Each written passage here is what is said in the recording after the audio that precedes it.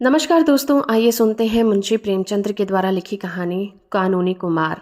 Mister कानूनी Kumar MLA अपने office में समाचार पत्रों, पत्रिकाओं और रिपोर्टों का एक ढेर लिए बैठे हैं। देश की चिंताओं से उनकी देह स्थूल हो गई है। सदैव देशों द्वार की फिक्र में पड़े रहते हैं। सामने पार्क है, उसमें कई लड़के खेल रहे हैं। कुछ पर्दे वाली स्त्रियां भी हैं। फेंसिंग के सामने बहुत से भिखमंगे बैठे हुए हैं। एक चाय वाला एक वृक्ष के नीचे चाय बेच रहा है। कानूनी कुमार, आप ही आप, देश की दशा इतनी खराब होती चली जा रही है। गवर्नमेंट कुछ करती नहीं, बस दावतें खाना और मौज उड़ाना उसका काम है। पार्क की ओर देखकर, आह, यह कोमल कुमार सिगरेट पी रहे हैं। शोक, महाशोक। कोई कुछ नहीं कहता, कोई इनको रोकने की कोशिश भी नहीं करता। तंबाकू कितनी जहरीली चीज है, बालकों को इससे कितनी हानि पहुंचती है, यह कोई नहीं जानता। तंबाकू की रिपोर्ट देखकर उफ, रोंगटे खड़े हो जाते हैं। जितने बालक अपराधी होते हैं उनमें 75 प्रति सैकड़े सिगरेट बाज होते हैं। बड़ी भयंकर दशा है, हम क्या करें। लाख स्पीचें दो, कोई सुनता ही नहीं। इनको कानून से रोकना चाहिए, नहीं तो अनर्थ हो जाएगा।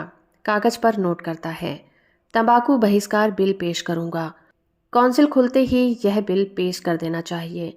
एक क्षण के बाद फिर पार्क की ओर ताकता है और पहरेदार महिलाओं को घास पर बैठे देखकर लंबी सांस लेता है। गजब है गजब, कितना घोर अन्याय, कितना पाशविक व्यवहार। यह कोमलांगी सुंदरियां चादर में लिपटी हुई कितनी भद्दी, कितनी फूहड़ मालूम होती हैं। अभी तो देश का ये हाल हो रहा है। रिपोर्ट देखकर स्त्रियों की मृत्यु संख्या बढ़ रही है। तपेदिक उछलता चला जा रहा है। प्रसूत की बीमारी आंधी की तरह चढ़ी आती है और हम हैं कि आंखें बंद किए पड़े हैं। बहुत जल्दी ऋषियों की यह भूमि, यह वीर प्रसविनी जननी रसातल को चली जाएगी। इसका कहीं निशान भी नहीं रहेगा। गवर्नमेंट को क्या फिक्र। लोग कितने पाषाण हो गए हैं। आंखों के सामने ये अत्याचार देखते हैं और जरा भी नहीं चौंकते। यह मृत्यु शैथिल्य है। यहाँ भी कानून की ज़रूरत है। एक ऐसा कानून बनना चाहिए जिससे कोई स्त्री पर्दे में न रहे। अब समय आ गया है इस विषय में सरकार कदम बढ़ावे। कानून की मदद के बगैर कोई सुधार नहीं हो सकता और यहाँ कानूनी मदद की ज़रूरत है। उतनी और कहाँ हो सकती है। माताओं का देश का भविष्य अवलंबित है। पर्दा हटवा बिल पेश कर देना चाहिए। जानता हूँ बड़ा विरोध होगा, लेकिन गवर्नमेंट को साहस से काम लेना चाहिए। ऐसे नपुंसक विरोध के भय से उद्धार के कार्य में बाधा नहीं पड़नी चाहिए। कागज पर नोट करता है, यह बिल भी असेंबली के खुलते ही पेश कर देना होगा।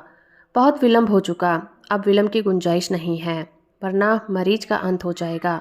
मसौदा बनाने लगता है, हेतु और उद्देश्य। साहस एक भिक्षुक सामने आकर पुकारता है, जय हो सरकार की, लक्ष्मी फूले फले। कानूनी हट जाओ, यू सुअर कोई काम क्यों नहीं करता। भिक्षुक, बड़ा धर्म होगा सरकार, मारे भूख के आंखें तले अंधेरा है। कानूनी, चुप रहो सुअर, हट जाओ सामने से, अभी निकल जाओ, बहुत दूर निकल जाओ। मसौदा छोड़कर फिर आप ही आप। यह ऋषियों की भूमि आज भिक्षुकों की भूमि बन चुकी है। जहाँ देखिए वहाँ रेवड़ के रेवड़ और दल के दल भिखारी पड़े हैं। ये गवर्नमेंट की लापरवाही की बरकत है। इंग्लैंड में कोई भिक्षुक भीख नहीं मांग सकता, पुलिस पकड़कर लाल कोठरी में बंद कर देती है। किसी सभ्य देश में इतने भिखमंगे नहीं हैं। ये पराधीन गुलाम भारत है, जहाँ ऐसी बातें इस 20वीं सदी में भी संभव हैं। उफ, कितनी शक्ति का अपव्यय हो रहा है। रिपोर्ट निकालकर, उफ, 50 लाख आदमी केवल भिक्षा मांगकर गुजारा करते हैं। और क्या ठीक है कि इनकी संख्या दुगनी ना हो। ये पेशा लिखाना कोई पसंद करता है। 1 करोड़ से कम भिखारी इस देश में नहीं हैं। ये तो भिखारियों की बात हुई जो द्वार द्वार झोली लिए घूमते हैं। इसके उपरांत टीकाधारी, कोपनीधारी और जटाधारी समुदाय भी तो हैं, जिनकी संख्या कम से कम 2 करोड़ होगी। जिस देश में इतने हरामखोर, मुफ्त का माल उड़ाने वाले, दूसरों की कमाई पर मोटे होने वाले प्राणी हों, उनकी दशा क्यों न इतनी हीन हो। आश्चर्य यही है कि अब तक इस देश में जीवित कैसे हैं। होठ कसता हुआ, एक बिल की सख्त ज़रूरत है, उसे पेश करना ही चाहिए। नाम हो भिखमंगा बहिष्कार बिल। खूब जूतियां चलेंगी, धर्म के सूत्रधार खूब नाचेंगे, खूब गालियां देंगे। गवर्नमेंट भी कन्नी काटेगी, मगर सुधार की मांग तो कंटकालीन है ही। तीनों बिल मेरे ही नाम से हों, फिर देखिए कैसी खलबली मस्ती है। आवाज़ आती है चाय गरम, मगर ग्राहकों की संख्या बहुत कम है। कानूनी कुमार का ध्यान चाय वाले की ओर आकर्षित हो जाता है। कानूनी, आप ही आप। चाय वाले की दुकान पर एक भी ग्राहक नहीं। कैसा मूर्ख देश है। इतनी बलवर्धक वस्तु और ग्राहक कोई नहीं। सभ्य देशों में पानी की जगह चाय पी जाती है। रिपोर्ट देखकर इंग्लैंड में 5 करोड़ पाउंड की चाय जाती है। इंग्लैंड वाले मूर्ख नहीं हैं। उनका आज संसार घर आधिपत्य है। इसमें चाय का कितना बड़ा भाग है, कौन इसका अनुमान कर सकता है। यहाँ बेचारा चाय वाला खड़ा है और कोई उसके पास नहीं फटकता। चीन वाले चाय पीकर स्वाधीन हो गए, मगर हम चाय न पिएंगे। क्या अकल है। गवर्नमेंट का सारा दोष है। कीटों से भरे हुए दूध के लिए इतना शोर मचता है, मगर चाय की ओर कोई नहीं पूछता, जो कीटों से खाली, उत्तेजक और पुष्टिकारक है। सारे देश की मति मारी गई है। नोट करता है। गवर्नमेंट से प्रश्न करना चाहिए। असेंबली खुलते ही प्रश्नों का तांता बांध दूंगा। प्रश्न क्या, गवर्नमेंट बताएगी कि गत 5 सालों में भारतवर्ष में चाय की खपत कितनी बढ़ी है और उसका सर्वसाधारण में प्रचार करने के लिए गवर्नमेंट ने क्या कदम लिए हैं। एक रमणी का प्रवेश, कटे हुए केश, आड़ी मांग, पारसी रेशमी साड़ी, कलाई पर घड़ी, आंखों पर ऐनक, पाँव में ऊंची एड़ी की लेडी शू, हाथ में एक पटुआ लटकाए हुए, साड़ी में ब्रूच है, गले में मोतियों का हार। कानूनी, हेलो मिसेस बोस, आप खूब आई। कहिए किधर की सैर हो रही है। आपकी तो आलोक में आपकी कविता बड़ी सुंदर थी। मैं तो पढ़कर मस्त हो गया। इस नन्हे से हृदय में इतने भाव कहाँ से आते हैं, मुझे आश्चर्य होता है। शब्द विन्यास की तो आप रानी हैं। ऐसे ऐसे चोट करने वाले भाव आपको कैसे सूझ जाते हैं। मिसेस बोस, दिल जलता है तो उसमें आप से आप धुएं के बादल निकल जाते हैं। जब तक स्त्री समाज पर पुरुषों का अत्याचार रहेगा, ऐसे भावों की कमी नहीं रहेगी। कानूनी, क्या इधर कोई नई बात हो गई है। बॉस, रोज तो होती ही रहती है। मेरे लिए डॉक्टर बोस की आज्ञा नहीं कि किसी से मिलने जाओ या कहीं सैर करने जाओ। अब की कैसी गर्मी पड़ी है कि सारा रक्त जल गया, पर मैं पहाड़ों पर ना जा सकी। मुझसे यह अत्याचार की गुलामी सही नहीं जाती। कानूनी, डॉक्टर बोस खुद भी तो पहाड़ों पर नहीं गए। बोस, ये न जाएं, उन्हें धन की हाय हाय पड़ी रही है। मुझे क्यों अपने साथ लिए मरते हैं। वह क्लब में नहीं जाना चाहते। उनका समय रुपए उगलता है। मुझे क्यों रोकते हैं। वो खद्दर पहने, मुझे क्यों अपनी पसंद के कपड़े पहनने से रोकते हैं। वो अपनी माता और भाइयों के गुलाम बने रहें, मुझे क्यों उनके साथ रो रो कर दिन काटने पर मजबूर करते हैं। मुझसे ये बर्दाश्त नहीं हो सकता। अमेरिका में एक कटु वचन कहने का संबंध विच्छेद हो जाता है। पुरुष जरा देर से घर आया और स्त्री ने तलाक दिया। ये स्वाधीनता का देश है, जहाँ लोगों के विचार स्वाधीन हैं। ये गुलामों का देश है। यहाँ की हर बात में उसी गुलामी की छाप है। मैं अब डॉक्टर बोस के साथ नहीं रह सकती। ना को दम आ गया है। उसका उत्तरदायित्व उन्हीं लोगों पर है जो समाज के नेता और व्यवस्थापक बनते हैं। अगर आप चाहते हैं कि स्त्रियों को गुलाम बनाकर स्वाधीन हो जाएं, तो ये अनहोनी बात है। जब तक तलाक का कानून न जारी होगा, आपका स्वराज आकाश कुसुम ही रहेगा। डॉक्टर बोस को आप जानते हैं, धर्म में उनकी कितनी श्रद्धा है। खप्त कहिए, मुझे धर्म के नाम से घृणा है। इसी धर्म ने स्त्री जाति को पुरुष की दासी बना दिया है। मेरा बस चले तो मैं सारे धर्म की पोथियों को उखाड़कर परनाले में फेंक दूं। मिसेस एयर का प्रवेश, गोरा रंग, ऊंचा कद, ऊंचा गाउन, गोल हांडी की सी टोपी, आंखों पर ऐनक, चेहरे पर पाउडर, गालों और होठों पर सुर्ख पेंट, रेशमी जुराबे और ऊंची एड़ी के जूते। कानूनी, हाथ बढ़ाकर, हेलो मिसेस एयर, आप खूब आई। कहिए किधर की सैर हो रही है। आलोक में अब की बार आपका लेख अत्यंत सुंदर था। मैं तो पढ़कर दंग रह गया। मिसेस एयर, मिसेस बोस की ओर मुस्कुराकर, दंग ही रह गए या कुछ किया भी। हम स्त्रियां अपना कलेजा निकाल कर रख दें, लेकिन पुरुषों का दिल ना पसीजेगा। बोस, सत्य, बिल्कुल सत्य। एयर, मगर इस पुरुष राज का बहुत जल्द अंत हुआ जाता है। स्त्रियां अब कैद में नहीं रह सकती। मिस्टर एयर की सूरत मैं नहीं देखना चाहती। मिसेस बोस मुंह फेर लेती हैं। कानूनी मुस्कुराकर, मिस्टर एयर तो खूबसूरत आदमी हैं। लेडी एयर, उनकी सूरत उन्हें मुबारक रहे। मैं खूबसूरत पराधीनता नहीं चाहती, बदसूरत स्वाधीनता चाहती हूँ। वे मुझे अब की जबरदस्ती पहाड़ पर ले गए। वहाँ की शीत मुझसे नहीं सही जाती। कितना कहा कि मुझे मत ले जाओ, मगर किसी तरह ना माने। मैं किसी के पीछे पीछे कुतिया की तरह नहीं चल सकती। मिसेस बोस उठकर खिड़की के पास चली जाती हैं। कानूनी, अब मुझे तो मालूम हो गया कि तलाक का बिल असेंबली में पेश करना ही पड़ेगा। एयर, खैर आपको मालूम तो हुआ, मगर शायद कयामत में। कानूनी, नहीं मिसेज एयर, अब की छुट्टियों के बाद ही ये बिल पेश होगा और धूमधाम के साथ पेश होगा। बेशक पुरुषों का अत्याचार बढ़ता रहा है। जिस प्रथा का विरोध आप दोनों महिलाएं कर रही हैं वे अवश्य हिंदू समाज के लिए घातक हैं। अगर हमें सभ्य बनना है तो सभ्य देशों के पद चिन्हों पर चलना पड़ेगा। धर्म के टीकेदार चिल्ल पो मचाएंगे, कोई परवाह नहीं।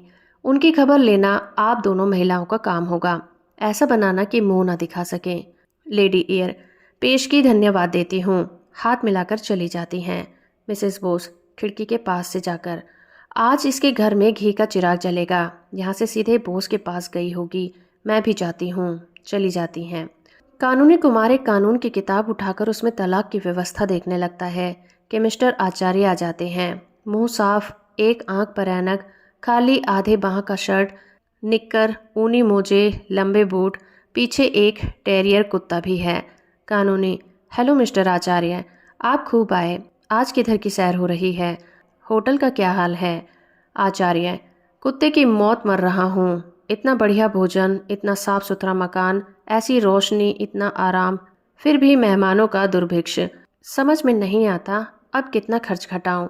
इन दामों अलग घर में मोटा खाना भी नसीब नहीं हो सकता। उस पर सारे जमाने की झंझट, कभी नौकर का रोना, कभी दूध वाले का रोना, कभी धोबी का रोना, कभी मेहतर का रोना। यहाँ सारे जंजाल से मुक्ति हो जाती है। फिर भी आधे कमरे खाली पड़े हैं। कानूनी, यह तो आपके लिए बुरी खबर है। आचार्य, पश्चिम में क्यों इतना सुख और शांति है? क्यों इतना प्रकाश और धन है? क्यों इतनी स्वाधीनता और बल है? इन्हीं होटल के प्रसाद से। होटल पश्चिमी गौरव का मुख्य अंग है, पश्चिमी सभ्यता का प्राण है। अगर आप भारत को उन्नति के शिखर पर देखना चाहते हैं तो होटल जीवन का प्रचार कीजिए। इसके सिवा दूसरा कोई उपाय नहीं है। जब तक छोटी छोटी घरेलू चिंताओं से मुक्त न हो जाएंगे आप उन्नति कर ही नहीं सकते। राजो रहीसों को अलग घरों में रहने दीजिए, वो एक ही जगह 10 खर्च कर सकते हैं। मध्यम श्रेणी के लिए होटल के प्रचार में ही सब कुछ है। हम अपने सारे मेहमानों की फिक्र अपने सिर लेने को तैयार हैं। फिर भी जनता की आंखें नहीं खुलती। इन मूर्खों की आंखें उस वक्त तक नहीं खुलेंगी जब तक कानून न बन जाए। कानूनी गंभीर भाव से, हाँ मैं सोच रहा हूँ, जरूर कानून से मदद लेनी चाहिए। एक ऐसा कानून बन जाए कि जिन लोगों की आय 500 से कम हो होटल में रहें। क्यों? आचार्य, आप अगर यह कानून बनवा दें तो आने वाली संतान आपको अपना मुक्तिदाता समझेंगी। आप एक कदम में देश को 500 वर्ष की मंजिल तय करा देंगे। कानूनी, तो लो, अब की यह कानून भी असेंबली खुलते ही पेश कर दूंगा। बड़ा शोर मचेगा, लोग देशद्रोही और जाने क्या क्या कहेंगे, पर इसके लिए तैयार हूँ।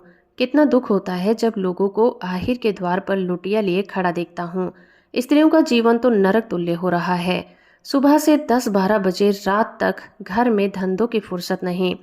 कभी बर्तन मांजो, कभी भोजन बनाओ, कभी झाड़ू लगाओ। फिर स्वास्थ्य कैसे बने, जीवन कैसे सुखी हो, सैर कैसे करें, जीवन के आमोद प्रमोद का आनंद कैसे उठाएं, अध्ययन कैसे करें। आपने खूब कहा, एक कदम में 500 सालों की मंजिल पूरी हो जाती है। आचार्य, तो अब की बार बिल जरूर पेश कर दीजिएगा। कानूनी, अवश्य। आचार्य हाथ मिलाकर चला जाता है। कानूनी कुमार खिड़की के सामने खड़ा होकर होटल प्रचार बिल पर मसविदा सोच रहा है। सहसा पार्क में एक स्त्री सामने से गुजरती है।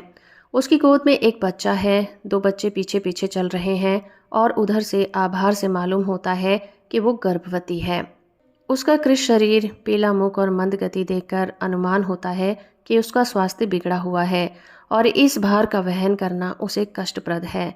कानूनी कुमार, आप ही आप, इस समाज का, इस देश का और उस जीवन का सत्यानाश हो जहाँ रमणियों को केवल बच्चा जनने की मशीन समझा जाता है। इस बेचारी को जीवन का क्या सुख। कितनी ही ऐसी बहनें इसी जंजाल में फंसकर 32-35 की अवस्था में, जबकि वास्तव में जीवन में सुखी होना चाहिए, रुग्ण होकर संसार यात्रा समाप्त कर देती हैं। हाँ भारत, ये विपत्ति तेरे सर से कब टलेगी। संसार में ऐसे ऐसे पाषाण हृदय मनुष्य पड़े हुए हैं जिन्हें इस दुखियारियों पर जरा भी दया नहीं आती। ऐसे धंधे, ऐसे पाषाण, ऐसे पाखंडी समाज को जो स्त्री को अपनी वासनाओं की वेदी पर बलिदान करता है, कानून के सिवा और किस विधि से संचित किया जाए? और कोई उपाय भी तो नहीं है। नर हत्या का जो दंड है वही दंड ऐसे मनुष्यों को मिलना चाहिए। मुबारक होगा वो दिन जब भारत में इस नाशनी प्रथा का अंत हो जाएगा। स्त्री का मरण, बच्चों का मरण और जिस समाज का जीवन ऐसी संतानों पर आधारित हो उसका मरण। ऐसे बदमाशों को क्यों न दंड दिया जाए। कितने अंधे लोग हैं। बेकारी का ये हाल कि भरपेट किसी को रोटियां नहीं मिलती, बच्चों को दूध स्वप्न में भी दिखाई नहीं देता, और ये अंधे हैं कि बच्चे पर बच्चे पैदा किए जाते हैं। संतान निग्रह बिल की संतान निग्रह बिल की ज़रूरत संतान निग्रह बिल की जितनी ज़रूरत है इस देश को, उतनी और किसी कानून की नहीं हो सकती। असेंबली खुलते ही ये बिल भी पेश करूंगा। प्रलय हो जाएगा ये जानता हूँ, पर और उपाय ही क्या है। 2 बच्चों से ज़्यादा जिसके हों उसे कम से कम 5 वर्ष की कैद, उसमें 5 महीने से कम काल कोठरी ना हो उसमें 5 महीने से कम काल कोठरी ना हो। जिसकी आमदनी 100 रुपये से कम हो उसे संतानोत्पत्ति का अधिकार ना हो। हाल में बिल के बाद की अवस्था का आनंद लेकर कितना सुखमय जीवन हो जाएगा। हाँ, एक दफ़ा यह भी रहे कि एक संतान के बाद कम से कम 7 वर्ष तक दूसरी संतान ना आवे। तब इस देश में सुख और संतोष का साम्राज्य होगा। तब स्त्रियों और बच्चों के मुख पर खून की सुर्खी नजर आएगी। तब मजबूत हाथ पांव और मजबूत दिल और जिगर में पुरुष उत्पन्न होंगे। मिसेस कानूनी कुमार प्रवेश करती हैं। कानूनी कुमार जल्द से रिपोर्टों और पत्रों को समेट लेता है और एक उपन्यास खोलकर बैठ जाता है। मिसेस, क्या कर रहे हो? वही धुन? कानूनी, उपन्यास पढ़ रहा हूँ। मिसेस, तुम सारी दुनिया के लिए कानून बनाते हो, एक कानून मेरे लिए भी बना दो। इससे देश का जितना बड़ा उपकार होगा उतना और किसी कानून से नहीं होगा। तुम्हारा नाम अमर हो जाएगा और घर घर तुम्हारी पूजा होगी। कानूनी, अगर तुम्हारा ख्याल है कि मैं नाम और यश के लिए देश की सेवा कर रहा हूँ तो मुझे यही कहना पड़ेगा कि तुमने मुझे रत्ती भर भी नहीं समझा। मिसेस, नाम के लिए काम कोई बुरा काम नहीं है। तुम्हें यश की आकांक्षा हो तो मैं उसकी निंदा नहीं करूंगी, भूल कर भी नहीं। मैं तुम्हें एक ऐसी तदबीर बता रही हूँ जिससे तुम्हें इतना यश मिलेगा कि तुम ऊब जाओगे। फूलों की इतनी वर्षा होगी कि तुम उसके नीचे दब जाओगे। गले में इतने हार पड़ेंगे कि तुम गर्दन सीधी नहीं कर सकोगे।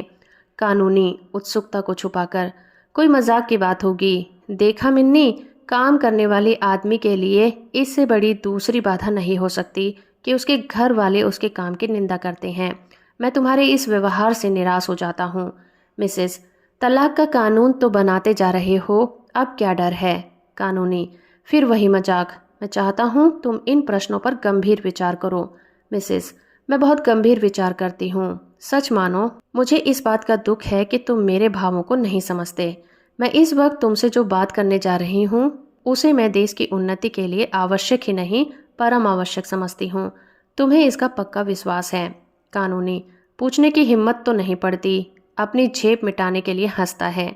मिसेस, मैं खुद ही कहने आई हूँ, हमारा वैवाहिक जीवन कितना लज्जास्पद है, तुम खूब जानते हो। रात दिन रगड़ा झगड़ा मचा रहता है। कहीं पुरुष स्त्री पर हाथ साफ कर लेता है, कहीं स्त्री पुरुष की मूंछों के बाल नोचती है। हमेशा एक ना एक गुल खिला ही करता है। कहीं एक मुंह फुलाए बैठा है, कहीं दूसरा घर छोड़कर भागने की धमकी दे रहा है। कारण जानते हो क्या है? कभी सोचा है? पुरुषों की रसिकता और कृपणता, यही दोनों ऐब मनुष्यों के जीवन को नरक तुल्य बनाए हुए हैं। जिधर देखो अशांति है, विद्रोह है, बाधा है। साल में लाखों हत्याएं इन्हीं बुराइयों के कारण हो जाती हैं। लाखों स्त्रियां पतित हो जाती हैं। पुरुष मद सेवन करने लगते हैं। यह बात है या नहीं? कानूनी, बहुत सी बुराइयां ऐसी हैं जिन्हें कानून नहीं रोक सकता। मिसेस, कह कहा मारकर। अच्छा, क्या आप भी कानूनी की अक्षमता स्वीकार करते हैं? मैं ये नहीं समझती थी। मैं तो कानून को ईश्वर से ज्यादा सर्वव्यापी सर्वशक्तिमान समझती हूँ। कानूनी, फिर तुमने मजाक शुरू कर दिया। मिसेस, अच्छा लो कान पकड़ती हूँ, अब ना हंसूंगी। मैंने उन बुराइयों को रोकने के लिए एक कानून सोचा है। उसका नाम होगा दंपति सुख शांति बिल। उसकी 2 मुख्य धाराएं होंगी और कानूनी बारीकियां तुम ठीक कर देना। एक धारा होगी कि पुरुष अपनी आमदनी का आधा बिना कान पूंछ हिलाए स्त्री को दे देगा। अगर ना दे तो 5 साल कठिन कारावास और 5 महीने काल कोठरी। और दूसरी धारा होगी 15 से 50 तक के पुरुष घर से बाहर न निकलने पाए। अगर कोई निकले तो 10 साल कारावास और 10 महीने काल कोठरी। बोलो मंजूर है? कानूनी, गंभीर होकर। असंभव, तुम प्रकृति को पलट देना चाहती हो। कोई पुरुष घर में कैद रहकर रहना स्वीकार नहीं करेगा। मिसेस, वह करेगा और उसका बाप भी करेगा। पुलिस डंडे के जोर पर कराएगी, ना करेगा तो चक्की पीसेगा। करेगा कैसे नहीं। अपनी स्त्री को घर की मुर्गी समझना और दूसरी स्त्रियों के पीछे दौड़ना क्या खाला जी का घर है? तुम अभी इस कानून को अस्वाभाविक समझते हो। मत घबराओ, स्त्री का अधिकार होने दो। यह पहला कानून न बन जाए तो कहना। स्त्री एक एक पैसे के लिए तरसे और आप गुलछर्रे उड़ाएं? दिल लगी है? आधी आमदनी स्त्री को दे देनी पड़ेगी, जिसका उससे कोई हिसाब नहीं पूछा जाएगा। कानूनी, तुम मानव समाज को मिट्टी का खिलौना समझती हो। मिसेज, कदापि नहीं। मैं यही समझती हूँ कि कानून सब कुछ कर सकता है, मनुष्य का स्वभाव भी बदल सकता है। कानूनी, कानून यह नहीं कर सकता। मिसेज, कर सकता है। कानूनी, नहीं कर सकता। मिसेज, कर सकता है। अगर वह जबरदस्ती लड़कों को स्कूल भेज सकता है, अगर वो जबरदस्ती विवाह की उम्र नियत कर सकता है, अगर वो जबरदस्ती बच्चों को टीका लगवा सकता है, तो वो जबरदस्ती पुरुषों को घर में बंद भी कर सकता है। उनकी आमदनी का आधा स्त्रियों को दिला सकता है।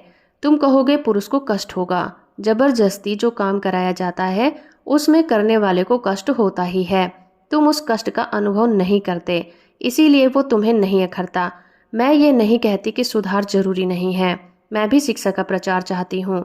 मैं भी बाल विवाह बंद करना चाहती हूँ। मैं भी चाहती हूँ कि बीमारियां ना फैलें, लेकिन कानून बनाकर जबरदस्ती सुधार नहीं करना चाहती। लोगों में शिक्षा और जागृति फैलाओ, इसमें कानूनी भय के बगैर वो सुधार हो जाए। आपसे कुर्सी तो छोड़ी नहीं जाती, घर से निकला नहीं जाता, शहरों की विलासता को एक दिन के लिए भी त्याग नहीं सकते और सुधार करने चले हैं। इस तरह सुधार नहीं होगा। हाँ, पराधीनता की बेड़ियां और भी कठोर हो जाएंगी। मिसेस कुमार चली जाती हैं और कानूनी कुमार अव्यवस्थित चित सा कमरे में टहलने लगता है। तो दोस्तों, अभी आप सुन रहे थे मुंशी प्रेमचंद्र के द्वारा लिखी कहानी कानूनी कुमार। उम्मीद करती हूँ मेरा ये प्रयास और ये कहानी आपको अच्छी लगी होगी। वीडियो को लाइक और चैनल को सब्सक्राइब करना बिल्कुल मत भूलिएगा।